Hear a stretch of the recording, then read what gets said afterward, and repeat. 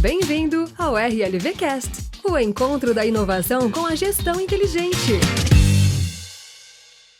Bem-vindo ao RLVcast, o encontro da inovação com a gestão inteligente. O tema de hoje é energias renováveis. Tema este que tem tudo a ver no que a RLV acredita: sustentabilidade e inovação. O nosso convidado é Walter Abreu, fundador da Sertão. Walter, seja muito bem-vindo e conte para nós por que as energias renováveis são tão importantes para o futuro da nossa sociedade. Rafael, meu amigo Rafael Lucas, da RLV Tecnologia, muito obrigado pelo convite. Toda vez que quiser me chamar para a gente conversar sobre isso, pode fazer que eu estarei sempre pronto, porque é um assunto que eu faço mais do que como negócio, eu faço como propósito e eu faço com paixão. A Sertão Solar é uma empresa relativamente jovem, ela nasceu há 4 anos e agora em março faz 5 anos, para trazer para o nosso sertão. Eu tive a felicidade de conseguir registrar essa marca, é uma marca registrada hoje, Sertão Solar, para trazer para o nosso sertão oportunidades de negócios através da energia solar. Para nós, empresários, para produtores rurais, pequenos produtores rurais, empreendedores urbanos, o sol que tanto nos castigou, né? Se você pegar os indicadores socioeconômicos das regiões áridas e semiáridas, eles sempre são muito piores do que das demais regiões. Isso não é porque tem sol, é porque chove pouco. Isto é por conta de políticas públicas inadequadas. Políticas públicas, pedir a licença de falar uma palavra, política pública burra, que briga contra o meio ambiente. Não adianta você trazer para Montes Claros, para o norte de Minas, para o semiárido, para o Vale de Jequitinhonha todo, onde se chove pouco e de forma irregular, e o que a gente mais tem é sol, você trazer, por exemplo, como já se tentou muitas vezes, vender para um produtor rural, pequeno produtor rural, vaca holandesa que dá 50 litros de leite, mas que não suporta altas temperaturas. Não é uma política pública para ser feita aqui. Leite é uma atividade boa para o pequeno produtor, mas tem que ser adaptada ao nosso clima, ao nosso regime de chuvas. Então, energia solar é uma oportunidade de fazer desenvolvimento econômico e inserção social. Além de que é a energia mais limpa e sustentável entre todas as demais fontes. É mais limpa e sustentável do que a eólica, mais limpa e sustentável do que a hidrelétrica, e se comparar com termoelétrica movida a combustíveis fósseis, como óleo diesel, óleo combustível, gás, aí nem se compara. Então, energia solar, ela veio para ficar. Energia solar é um caminho sem volta e que no decorrer desse bate-papo aqui a gente vai mostrar para você e para as pessoas que te acompanham aí no RLVcast, que tem inclusive, prestem bem atenção nisso, a capacidade, quando a energia solar estiver aliada à mobilidade elétrica, carros, motos, bicicletas, patinetes, caminhões, tratores, de mudar a geopolítica do mundo. A gente vai falar um pouquinho mais disso à frente. Sim, nas suas falas você me chamou a atenção sobre, de fato, o sol que sempre nos castigou. E energias renováveis acho que é uma oportunidade para todo o país, mas em especial para o nosso norte de Minas. Claro. Você pode me corrigir se eu estiver equivocado, mas se não me engano aqui na região ali de Capitão Enéas, se não me engano, é a maior da América Latina, é isso mesmo? Ela fica em Quenquém, que é próximo a Capitão Enéas, mas já está no município de Janaúba. Foi um empreendimento que eu tive a felicidade de participar diretamente e decisivamente nas negociações quando eu era secretário de Desenvolvimento Econômico e Agronegócios de Janaúba. É uma usina de 1,3 gigawatts. Para você ter um parâmetro para comparar, Itaipu, que é a segunda maior hidrelétrica do mundo, tem 14 gigas. Então, a usina de Quenquém, que hoje é de um grupo de fundo de investimento canadense, ela tem 1,3. E seria praticamente 10% da usina de Itaipu, que inundou milhares e milhares e milhares de hectares, que desalojou pessoas, que inundou terras férteis, que deslocou cidades inteiras, que provocou problemas mentais, sentimentais, psicológicos em pessoas. a usina do Quenquim é 10% de Itaipu, ocupou 5.000 hectares de terras degradadas, que já não produziam mais nada. Então, assim, era, quando foi inaugurada, a maior usina fotovoltaica do mundo, mas já perdeu esse posto para outras usinas no Nordeste brasileiro, e em breve um empreendimento em Matias Cardoso, aqui também no Norte de Minas, vai retomar o posto da maior, talvez do mundo, que é uma usina que tem como líder de investimentos a Vale do Rio Doce, que vai ter 14 gigas. Vai ser uma usina solar no Norte de Minas do tamanho da Itaipu. Que empreendimento, hein? Assim, eu volto agora, vamos olhar essa situação das energias fotovoltaicas nesse caso. Eu sei que no primeiro momento esses grandes investimentos trazem muita geração de emprego, mas a posteriori ali, depois para manutenção, enfim, ela também gera empregos aqui para as comunidades ou não? Como é que é esse processo? Porque assim, você é um cara que vivencia isso no seu dia a dia. Para mim é obscuro e também imagino que para todos os ouvintes seja obscuro esse cenário, né? Pós-investimento ali da... Isso é um assunto, modéstia à parte, eu domino muito bem, porque eu vivi isso lá em Janaúba. Uhum. Quando você atrai um grande empreendimento, me esforcei muito, contei muito com a ajuda do prefeito à época, Isaildo Mendes, contei muito com a ajuda do governo do estado, já era governador Romeu Zema. A gente se esforça e estende tapete vermelho para grandes empreendimentos. Isso é normal e eu acho que todo gestor público tem que ter a responsabilidade de fazer isso.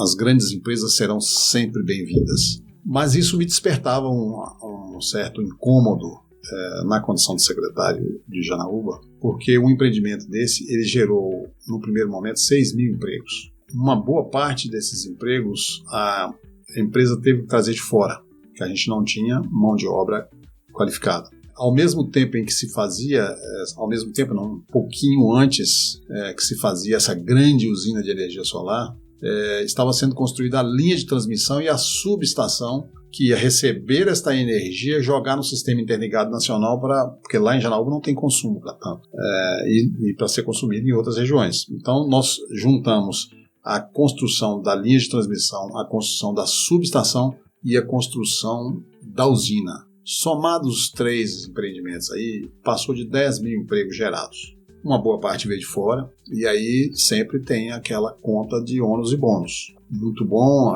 a economia da cidade prospera. Janaúba, proporcionalmente, nesse período, foi o melhor resultado do Brasil em geração de emprego. O CAGED, que é o índice oficial do Ministério do Trabalho, mostra isso para a gente consecutivamente, mês a mês.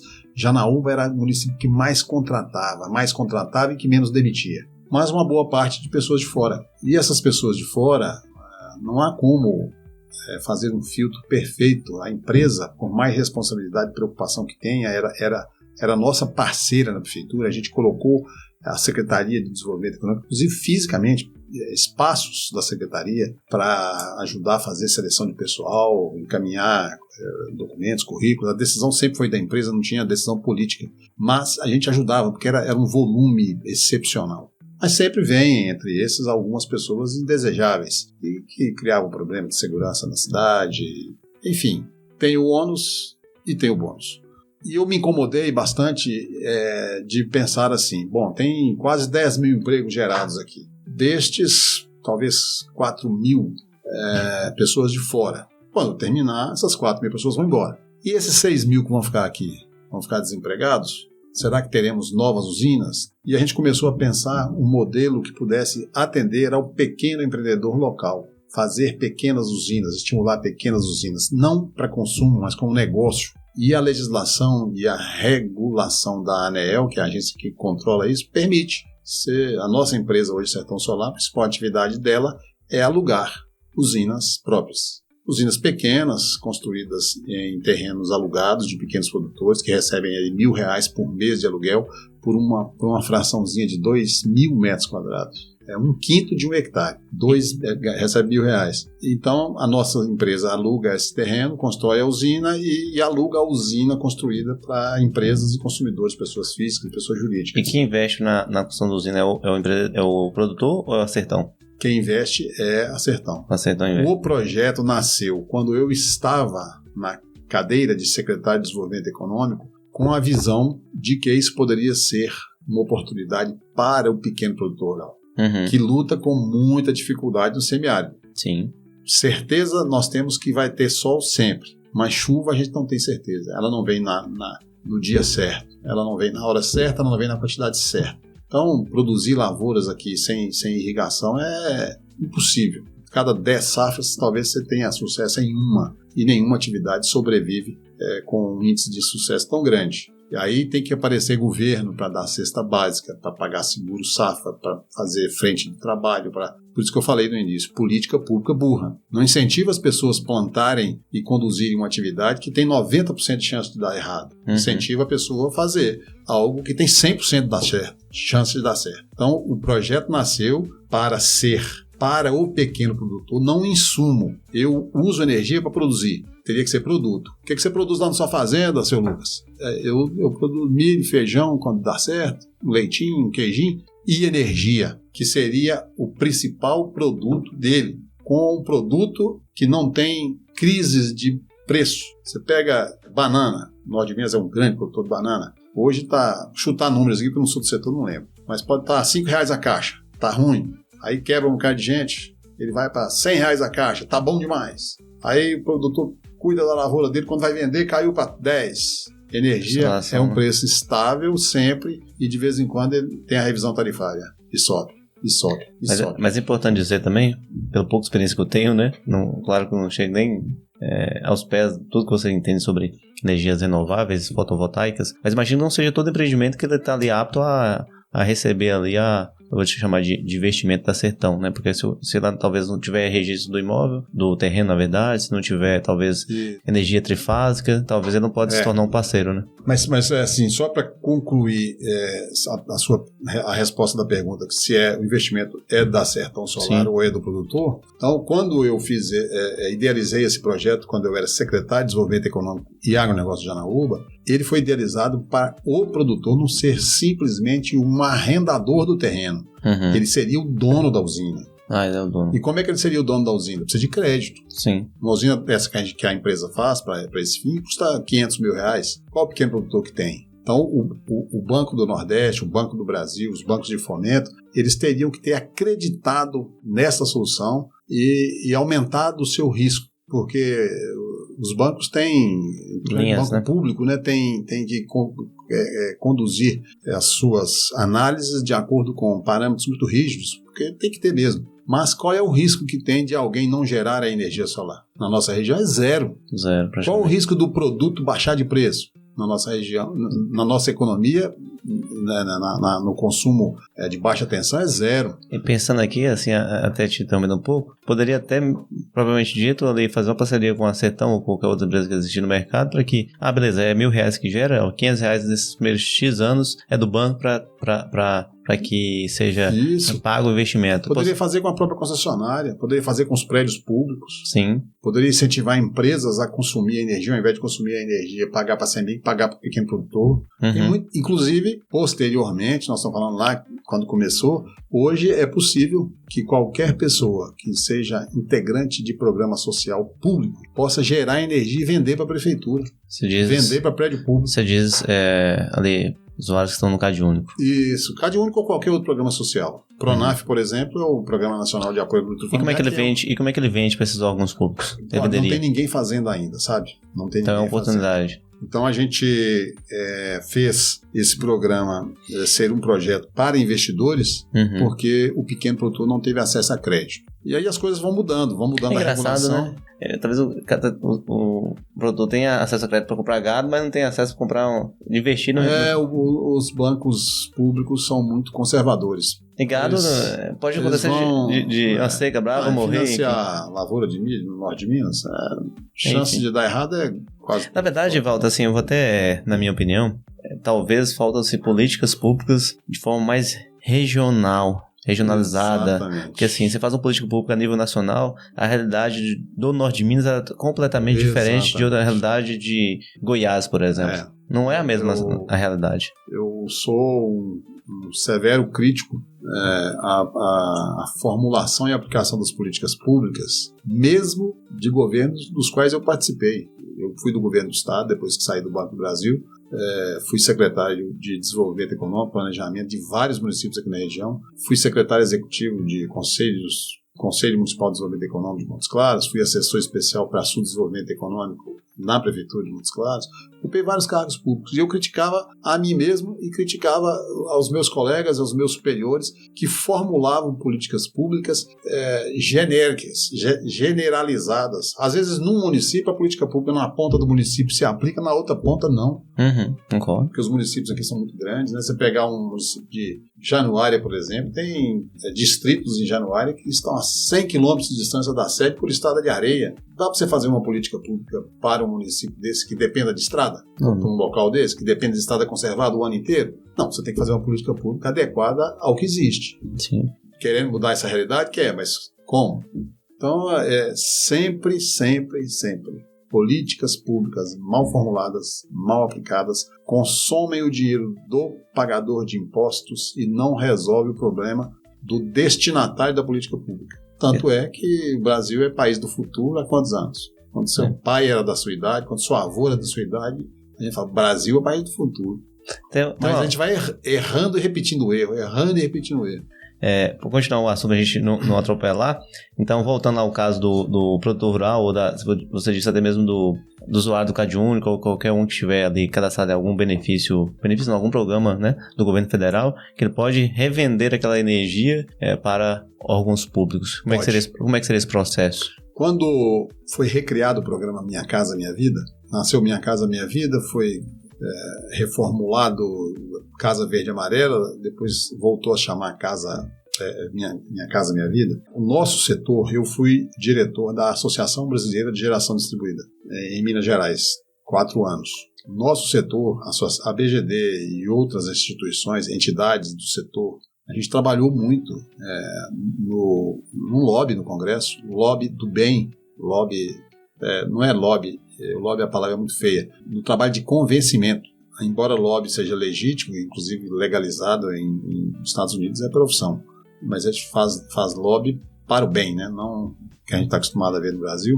A gente fez um trabalho de convencimento no Congresso para permitir isso, para que a lei passasse a permitir isso. Se você tem uma casa e em cima do seu telhado você tem um conjunto de energia solar que gera R$1.000 por mês, você consome 200, você pode pegar esses 800 e vender para prédios públicos. Isso está na lei. Como é que funciona o mercado da compensação de energia? A minha empresa gera em Janaúba, gera em Porteirinha e aluga a parte da usina ou a usina toda para quem consome lá em Belo Horizonte, não tem problema.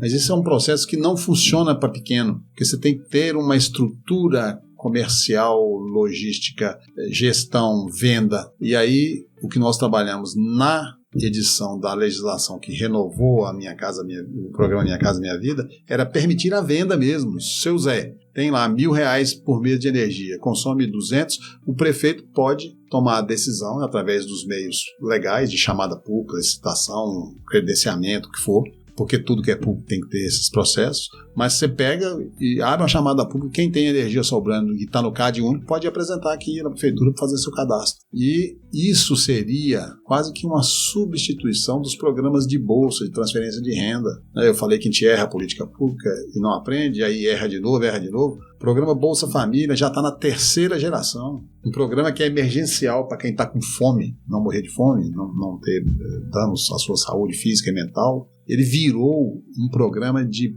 preservação da miséria, não de solução da miséria. Então a energia solar poderia vir ao encontro dessa necessidade. Ao invés de receber uma bolsa, financia um sistema para o integrante do Cade Único, esse Vender sistema dimensionado para atender a sua necessidade, presente e futuro inclusive. Quem é que não quer um ar-condicionado ou um ventilador em casa nesse clima nosso? Atender a necessidade presente e futura, e o restante vira um salário para ele.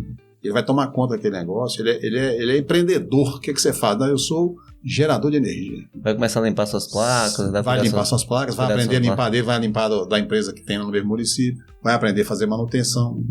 Então, mas por que esse negócio, embora tenha todo o respaldo regulatório, tenha todo o respaldo legal, ele não prospera com força? Por conta de algo muito grave que eu vou falar aqui agora. Pode gravar, pode divulgar. Por conta de monopólio das distribuidoras. Você diz, no caso do CEMIG e demais. E as demais distribuidoras, elas são reunidas em uma entidade ultra poderosa que chama-se ABRAD, presidida, inclusive, por uma pessoa que é meu amigo. Falo que é meu amigo porque nós somos criados na mesma rua Bocaiúva, aqui em Montes Claros. Ele foi fazer engenharia elétrica, depois foi para a CEMIG, depois ocupou altos cargos aí no mundo da energia, e hoje ele é talvez o homem mais influente da energia no Brasil. Chama-se Marco Aurélio Madureira. Tem por ele um grande respeito. A minha mãe recém-falecida era amicíssima da mãe dele. Vizinhas trocavam receitas de bolo, frequentavam as casas. Só que a ABRAD está inclusive na Horário Nobre da Globo. Aí vocês vão ver aí propaganda da ABRAD, Jornal Nacional, Jornal Hoje. Ela não permitiu a democratização da energia solar. Mas e tanto se diz nesse mercado livre das energias? O mercado livre não necessariamente solar. O mercado livre é qualquer fonte. Mercado livre são para consumidores de média tensão, que tem um consumo mais expressivo e que ao invés de comprar da CEMIG, ele compra de qualquer geradora. Entendi. Que por sua vez compra de qualquer comercializadora, melhor dizendo. Que por sua vez compra de qualquer geradora. Pode comprar de hidrelétrica, de termoelétrica, Então não quer dizer que vai ser renovável. Energia, o grupo Mercado Livre é comercialização de energia de diversas fontes. Não necessariamente de energia fonte limpa. Renovável, de energia limpa. É mercado, e eu concordo, eu sou liberal. Eu acho que a economia tem que funcionar com o mercado, com empresas, com empresários. Mas o mercado livre não é solução para as renováveis. O mercado livre é solução para você ter acesso à energia mais barata. Então esse mercado livre não funciona para essas pequenas famílias, pequenos empreendedores, produtores rurais. Tem que fazer adaptações no padrão de entrada, tem que fazer um monte de coisa que é inacessível para o pequeno consumidor, para o pequeno empreendedor urbano, rural. Eu vou fazer uma pergunta que então vai ser bem específica. Como então democratizar energias limpas para todas essas cadeias que nós falamos, seja agricultor familiar, seja famílias em situação de vulnerabilidade social, para todas essas famílias, talvez essa população brasileira que não tem condições, como você disse, dependendo, o investimento é R$500 milhões. Como é que vocês fariam, na sua opinião, uma política pública para dar acesso a essa população a energias limpas e pudesse fazer com que eles tivessem sua própria fonte de renda? O que eu vou dizer aqui pode parecer absurdo, mas como fazer? De imediato, cumprir a lei. Obrigar a CEMIG a cumprir a lei. Obrigar as demais concessionárias a cumprir a lei. Mas não cumpre? Não cumpre. Por que seria cumprir a lei? Cumprir a lei é você, o Rodrigo aqui do estúdio, que é nosso anfitrião hoje, quiser botar uma usina de energia, quando você fala de R$500 milhões, é usinas para locação. Certo. Usina para alto consumo, ela é do tamanho da sua necessidade. Entendi. Então, digamos que o Rodrigo tem aqui do RIE estúdio, né? Ele tem um consumo, não deve ser muito pequeno, porque é ar-condicionado o tempo todo para receber e gravar e tal. Que ele tem um consumo de R$1.000 e que ele queira colocar energia solar para zerar essa conta dele. O consumo não zera umas taxinhas que vem na conta, que é a iluminação pública e o consumo tarifa mínima. Então, se ele tem 1.000 aqui, deve pagar em uns 1.100. 100 é iluminação pública e tarifa mínima. Então, se ele põe um sistema que gera 1.000, ele vai pagar só iluminação pública e tarifa mínima. Cumprir a lei é ele entrar no sistema da CEMIG ou alguém habilitado e contratado por ele, entrar com a solicitação de acesso, que é chamada solicitação de acesso. Você acessa a rede, porque energia solar só gera de dia. Se você colocar aqui não acessar a rede, você vai ter energia de dia e não vai ter energia de noite. Uhum. Então, você tem que pedir a CEMIG para acessar a rede. É um termo até que eu não gosto de usar, pedir, porque a rede não é da CEMIG, ela é concessionária, a rede é pública. Mas, por questões regulatórias, a gente fala assim, né? Então, você solicita o acesso à rede e ela aprova. Para cumprir a lei, bastaria isso ser automático. Não seria comunicação, solicitação, você não vai pedir CEMIG nada. Você vai comunicar que manda o projeto e informa para a CEMIG que o projeto já foi executado e ela manda o técnico aqui para conferir se está tudo certinho, que aí é necessário, né? Porque a gente está falando de energia elétrica que gera um certo risco.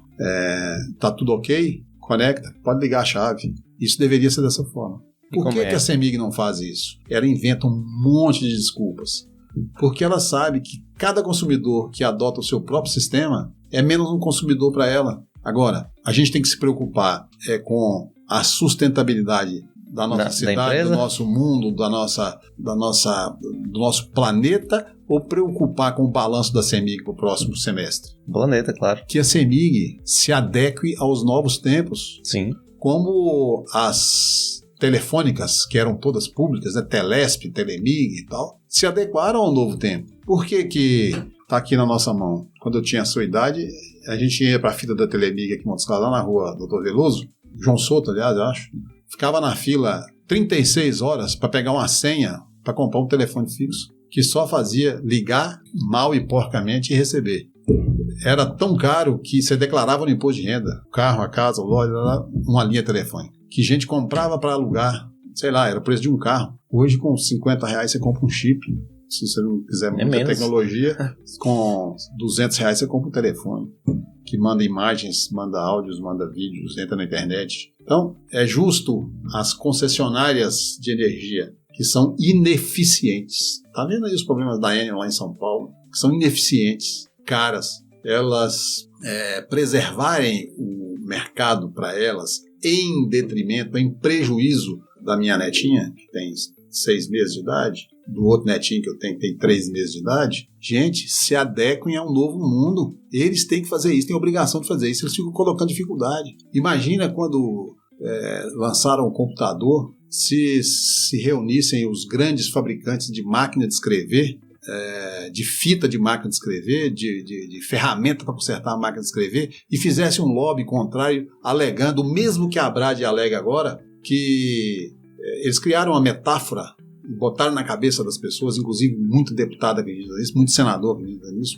muito governador acredita nisso, que energia solar é um Robin Hood às avessas, que quem tem dinheiro, quem é rico, coloca e passa a usar, e o pobre tem que pagar a conta da manutenção da rede sozinho, porque os ricos estão saindo da rede. É o mesmo que o fabricante de máquina de escrever há 50 anos atrás falasse que computador é tecnologia acessível só para rico. Não fechem as fábricas de máquina de escrever, porque vocês vão acabar com os pobres, vocês vão sacrificar os pobres. É a mesma coisa que a Abradee, presidida pelo meu amigo Marco Aurélio Madureira, está fazendo, de impedir o crescimento da energia solar e a democratização da energia. E diga-se de passagem, tem um projeto de lei de um deputado da Bahia, que a Abradee deve estar soltando foguetes, para não falar outra coisa, que limita a instalação de energia solar até 10% da matriz energética brasileira. Quando chegar em 10%, acabou a energia solar. Como assim? E tem chance de passar, hein? Acredite ou não, tem chance de passar. O poder do lobby é muito forte.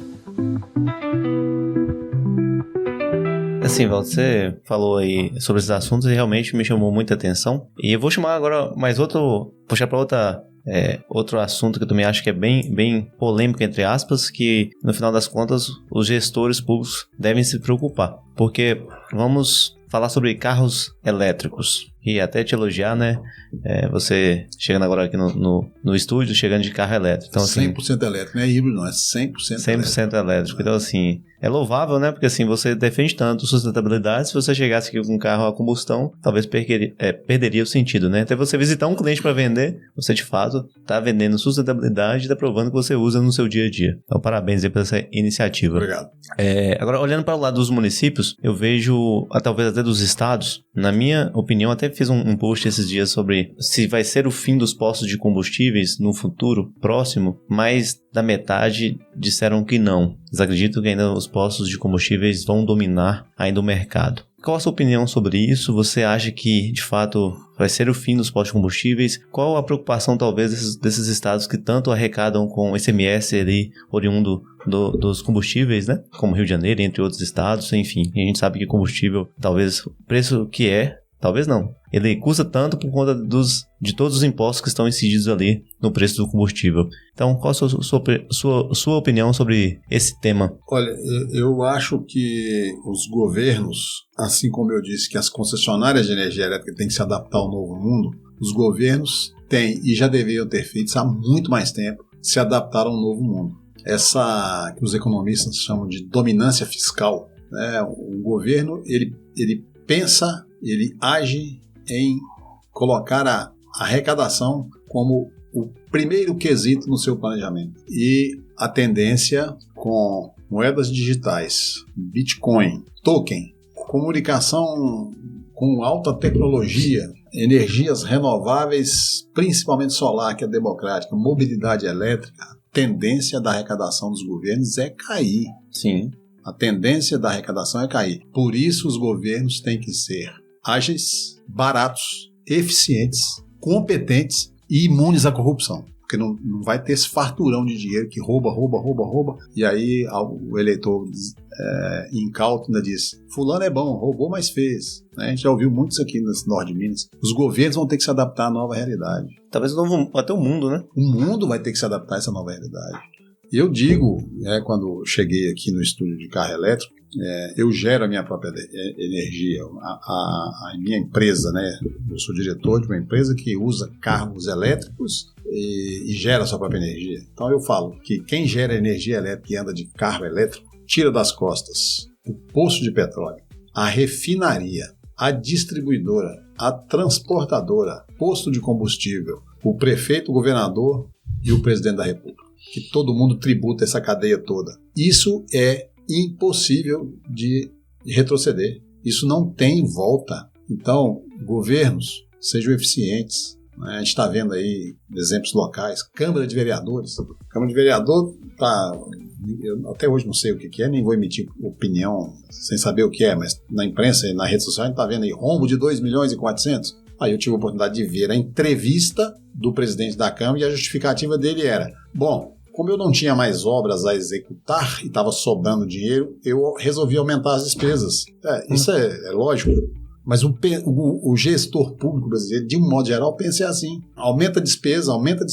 Não tem o dinheiro, o governo federal pode, os demais não podem. O governo federal não pode, ele emite dinheiro. Ele vai no mercado e toma dinheiro emprestado. Ele emite moeda. E aí juros sobe, dólar sobe, inflação sobe e por aí. Então, o que vai acontecer, para mim, mais cedo ou mais tarde, vai mudar a geopolítica do mundo por conta de mobilidade elétrica e geração de energia. Cada um gerando a sua, aonde ele precisa. Por quê? Se tiver todo mundo andando de carro elétrico, o que me importa se o sheik presidente da OPEP amanheceu mal-humorado e disse: vou invadir um país tal para forçar o petróleo subir para $300 o barril. O que me importa se o usineiro lá de São Paulo tomou a decisão de não produzir etanol esse ano, vai produzir açúcar, porque açúcar no mercado internacional está mais caro e remunera melhor? Eu vou dizer para eles: façam do seu açúcar o que você quiser, do seu álcool que você quiser, do seu petróleo que você quiser. A minha cidade, por exemplo, Montes Claros pode se tornar uma cidade 100% solar. Inclusive já conversei com o prefeito eleito sobre isso. Transforma toda a frota municipal em elétrica. Tem caminhonetes híbridas, logo nós vamos ter caminhonetes 100% elétricas, como tem carros de passeio. Tem máquinas carregadeiras, retroescavadeiras, tratores elétricos. Tem patrol elétrico, vai ter caminhão elétrico. E esse dinheiro que a prefeitura licita, compra combustível de um posto que, por sua vez, compra da Petrobras ou de qualquer outra, fica aqui, transforma toda a frota municipal em elétrico e contrata a Dona Maria lá do Cade Único para gerar um pouquinho dessa energia para atender a prefeitura. Aí você pode ter todos os prédios públicos com energia solar, você pode ter toda a frota com energia solar. Se piorou a guerra lá, nós estamos gerando a nossa energia, o nosso combustível com o sol que está aqui em cima da nossa cabeça de graça. Então isso muda, inclusive, eu falo isso sempre, muda a geopolítica do mundo. Você vai ter alimentos mais baratos, porque o produtor, ao invés de sair lá da fazendinha dele, botar um tambor de 200 litros, vir aqui gastando petróleo, diesel ou gasolina ou álcool,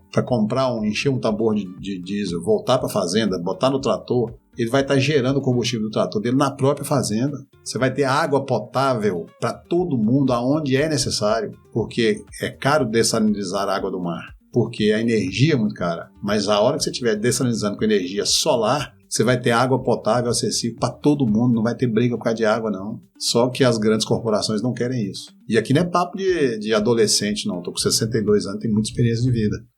Não é aquele negócio que você entra na faculdade cheio de sonhos, não. Isso é baseado em experiência, em vivência, ouvir e viver. E também não é nenhum papo de esquerda, não. Eu sou direita, conservador, liberal. Só que a economia tem que ser, o capitalismo tem que ser um capitalismo consciente. E o que as grandes corporações, principalmente concessionárias de energia elétrica, estão fazendo com o país é o inverso do que a gente deseja. Eles querem manter o monopólio. Você falou um assunto interessante, porque você parar para pensar, já para quase encerrando o nosso episódio, se parar para pensar, tudo gira talvez em torno do petróleo, né? Então, assim, até o governo federal vai ter que se reinventar, porque ele, com certeza, não vou ter os números aqui em mãos, mas a arrecadação oriunda do petróleo deve ser gigantesca. Então, tanto assim, para o governo federal, quanto estadual e quanto municipal. Então, todo mundo arrecada muito. Então todo mundo vai ter que se reinventar. Inclusive já tem alguns estados que eu vi notícias que não cobram IPVA de carros elétricos. Você sabe dizer quais estados são esses? Distrito Federal, 0 de IPVA. Rio de Janeiro tem um desconto grande e me parece que só. Eu acho e gostaria muito de, com a minha pregação, com a minha divulgação, com a minha capacidade de influenciar, eu gostaria muito que Minas Gerais adotasse isso. Eu sou do Partido Novo, inclusive, não tem problema nenhum em dizer, porque o podcast aqui é sobre tecnologia e inovação. Sim. E gestão. Eu sou do Partido Novo porque acredito piamente que a solução está no capitalismo, mas no capitalismo consciente, capitalismo que distribui, que insere, que proporciona às pessoas crescerem. E os governos vão ter que se adaptar a isso. Essa fonte inesgotável, quase inesgotável de arrecadação via petróleo, via consumo, isso vai acabar. Nesses aspectos aí vai acabar. Você falou de Rio de Janeiro. Eu, quando estava no governo do estado de Minas, foi quando o então prefeito, o atual prefeito, Humberto Souto, era deputado, ele apresentou uma emenda à Constituição redistribuindo os royalties do petróleo. Não me lembro, o outro deputado foi coautoria, em que considerava o mar territorial, né, Bacia de Campos, por exemplo, o maior produtor de petróleo do Brasil, toda a arrecadação dos royalties vai para Campos de Goytacazes e para o estado do Rio de Janeiro. Só que o mar territorial é do Brasil. Então, o Humberto Souto apresentou essa proposta para redistribuir isso, considerando que o mar territorial não é de Campos nem é do Rio. Então, Montes Claros se beneficiaria. Aí eu tive a iniciativa de fazer, pelo governo do estado, um estudo que eu comparei Montes Claros a Campos. São semelhantes em população. Campos tem 480 mil habitantes, Montes Claros tem 420. Na época era menos, mas cresceram na mesma proporção. Campos de Goytacazes tinha 1 bilhão e 300 milhões de royalties de petróleo por ano. Montes Claros tinha, até olhei o orçamento, tinha lá 48 mil reais na época. Não sei por que razão, de onde vinha, mas 48 mil reais. E Campos tinha arrecadação de ISS maior, de PTU maior, de TBI maior, e das transferências do governo federal maior, que tem uma proporção aí do giro da economia, etc. Mesmo assim, o IDH de Campos era menor que o de Montes Claros. O índice de saneamento básico de Campos era pior do que o de Montes Claros. Com certeza. O índice de violência de Campos era maior do que o de Montes Claros. Qual que é a conclusão? Se não tem gestão pública boa e honesta, pode chover dinheiro que as pessoas vão continuar pobres e passando necessidade. Então os governos têm que enxergar essa nova realidade. Não há espaço para corrupção, não há espaço para desperdício, não há espaço para amadorismo. As fontes de arrecadação vão diminuir, você pode ter certeza disso. E o governo que não estiver atento vai se dar mal. E o povo, consequentemente, pior ainda. Muito bom, Walter, muito bom mesmo. Acho que assim, a gente passou por diversos assuntos, né? Eu acredito que contribuiremos muito aí para empreendedores, para a população ter uma visão talvez mais aprofundada sobre energias renováveis. Te agradeço demais por ter participado do nosso episódio. As portas do RLV Cast estarão sempre abertas para você. E é isso, Walter. Muito obrigado. Beleza. Zé, pode fazer suas coisas. Eu agradeço muito. Gosto muito de conviver com pessoas jovens, empreendedoras como você.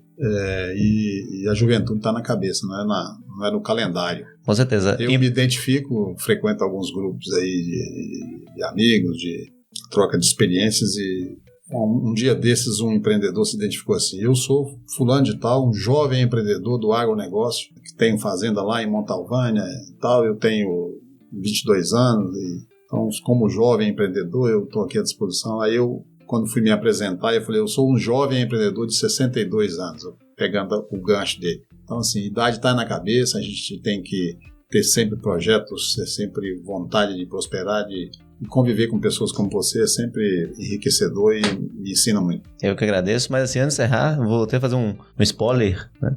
Acho que a gente tem que fazer outro episódio posteriormente. Você também adora o assunto sobre economia circular, moedas sociais, enfim. Vamos marcar outro bate-papo pra gente falar sobre economia, né? Que acho que a gente, nosso Norte de Minas aqui, precisa muito dessa visão de uma economia cada vez mais fortalecida, né? Valorizar cada vez mais o comércio local. Então, acho que a gente precisa, assim... A gente está trabalhando num projeto desse, já falamos muitas vezes sobre isso. Quem sabe na próxima oportunidade apresentar o projeto. Né? Com certeza. Obrigado novamente, Walter. Obrigado. Até o próximo episódio. Obrigado, Rodrigo. Obrigado, Eric. Valeu, até mais. Você ouviu o RLVcast, o podcast da RLV Tecnologia. Siga-nos nas redes sociais para ficar por dentro de todas as novidades.